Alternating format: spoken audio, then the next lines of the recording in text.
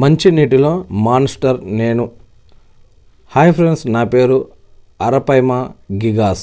మా జాతి చేపల్ని ముద్దుగా సులభంగా ఉండేందుకు పైచ్ చేపలు అని పిలుస్తారు. ప్రపంచంలోనే అతిపెద్ద మంచినీటి చేపల్లో నేను ఒకదాన్ని.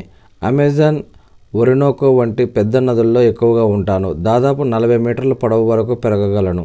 200 కిలోల కన్నా ఎక్కువ బరువు ఉంటాను. అందుకే నన్నందరూ మంచినీటి మాన్స్టర్గా అభివర్ణిస్తుంటారు. అయితే నాకు కుంభకర్ణుడిలా ఆకలి చాలా ఎక్కువ. నేను నీటిలో ఉండే జీవులనే కాకుండా నీటిలోకి వచ్చిన పక్షులు, జంతువులను కూడా తినేస్తుంటాను. నాకు పీక్కు తినే పిరానా చేపలాగా పదునైన దంతాలు ఉండవు. వాక్యూమ్ క్లీనర్లాగా జీవుల్ని మింగేస్తుంటాను. అయితే మా ఆకలి వల్ల ఆహార